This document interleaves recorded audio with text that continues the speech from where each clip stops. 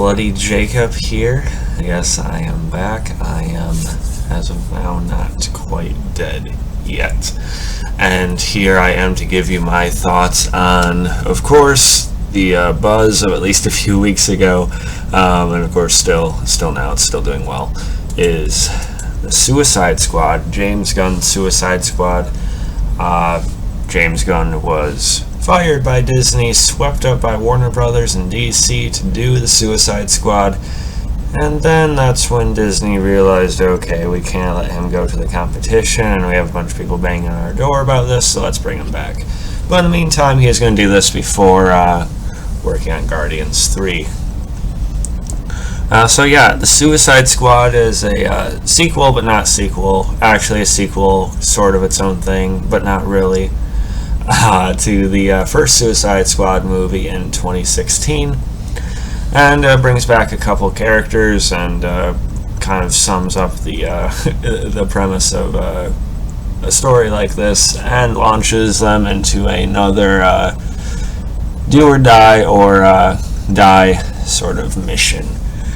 Now with me, I actually liked the first Suicide Squad for the most part, I think.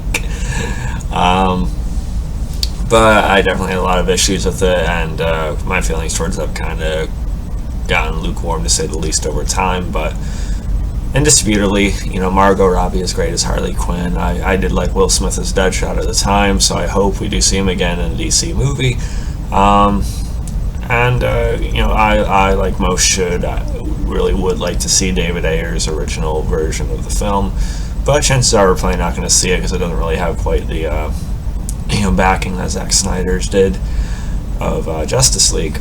But nonetheless, I could see certain pieces of his initial plan for the movie that still, worked for me, for what I could weave through.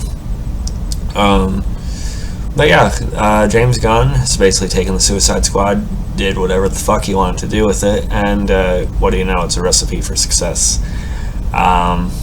So really the plot isn't all that hard to explain or sum up, without giving certain occurrences away anyway. Basically, Harley Quinn's back in jail, as well as some newcomers. You got Rick Flag sent by, Rick Flag again, played by Joel Kinnaman. Harley Quinn obviously played again by Margot Robbie, because they realized, okay, Harley's too damn good not to be brought back in these movies. Viola Davis again playing Amanda Waller. So yeah, Harley's rounded up back in jail again with a new group of folks. You also have Jai Courtney as Captain Boomerang. I forgot to mention him, although not for too terribly long. And yeah, they're sent on, what do you know, an expendable Suicide Squad mission. That's what they should do. Expendables and Suicide Squad crossover. But yeah, basically one team is used as a diversion, essentially, while our kind of new main cast, are actually going in on the other side of the island, where we meet Idris Elba's Bloodsport, as well as Sylvester Stallone voicing King Shark. Pete Davidson, thankfully, is only briefly in the movie as Blackguard. You have David Dacheminian as Polka Dot Man. I know I butchered his name, but I've seen him in a few things. You have excuse me. Yeah, okay.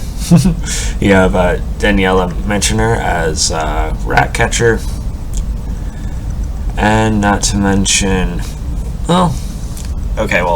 he was technically a part of the diversion group, but you have Nathan Fillion as TDK, the detachable kid, I believe, and then you have, of course, another buddy of James Gunn's, Michael Rooker, as Brian Durlin, I think. I forget what his comic name actually was, but yeah, so Michael Rooker's pretty hilarious in this role. He's essentially like our POV character, I don't know if I want to say protagonist, but POV character for the first 10 minutes of the movie, until he sees most of his team die in horrible, brutal bloodshed, and then he screams, and he goes off course, let's just say. But yeah, I don't know if I'm really going to be spoiling this for anyone now. I assume everyone's watched it, because it's available on HBO Max as well as theaters. So I don't know why I'm dancing around this too much, but I guess to just maybe not make my review 20 minutes or something like that. But yeah, they're basically sent into this island to take care of this secrets operation that Amanda Waller once plucked out, and they find out it's tied to like a greater global conspiracy, essentially. And yeah, they just gotta try and survive, if that's even a possibility. So yeah, I really enjoyed the Suicide Squad. If you could not tell by my shirt, which was probably not completely in the view of the webcam, but yeah, only one that's missing is King Shark. That kind of bums me out, but I'll just have to get a King Shark shirt. But yeah, I really love the movie. One of the best times I've had at the theater. Yeah, by the way, I'm not someone who like watches something like over and over right away. I like to watch it once, let it marinate a little bit, then go back and watch it again, either when it comes out on a physical release or some other means. But this, I watched it on HBO Max, from the comfort of my own home. Then I decided, okay, this is pretty awesome, so I want my fiance to watch it. We went out and see it in the theaters, probably within a week or two later. So yeah, I watched it twice, which is kind of a rare occurrence for me immediately. That and Godzilla vs. Kong, I sort of, I watched again, but that's kind of a given if you know anything about me. But yeah, I enjoyed it. It was R-rated, which was very refreshing to see a movie actually have the content that it calls for. Margot Robbie, again, is great as Harley Quinn. She's basically untouchable. I mean, you have your three that Warner Brothers wanted to stick to, no matter what the fuck they're doing with the DCEU at this point, or DC movies in general. They wanted to keep around Margot Robbie, they wanted to keep around Gal Gadot, as well as Jason Momoa. Possibly Ezra Miller, but it's taken years to finally get the traction it's getting now, and even with The Flash coming out in like a year or two, no one's really talking about The Flash himself, so I don't know what they're doing with him necessarily, but I do appreciate that they've kept Margot Robbie around. I do not see anyone doing a better version of Harley Quinn. She even brought a lot of life to Birds of Prey, which I know some people had issues with, but I really like that movie too. Just rewatched it recently, actually, but I think the cast has like a great kinetic energy with each other, and in large part that's also probably just due to James Gunn's magic.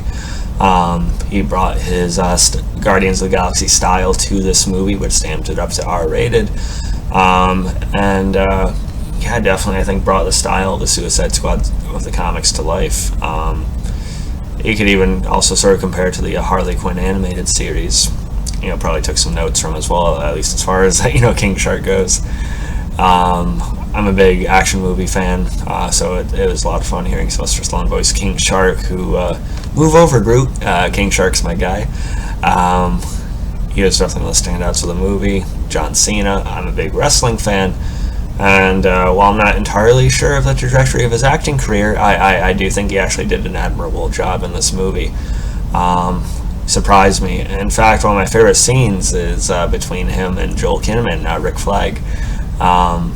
You can see he can bring emotion. He was always one of the best talkers, one of the best guys on the mic in WWE, so you'd think there'd be a way for him to sort of transition that over to actual acting, in film and everything like that. And I think he's doing fine so far.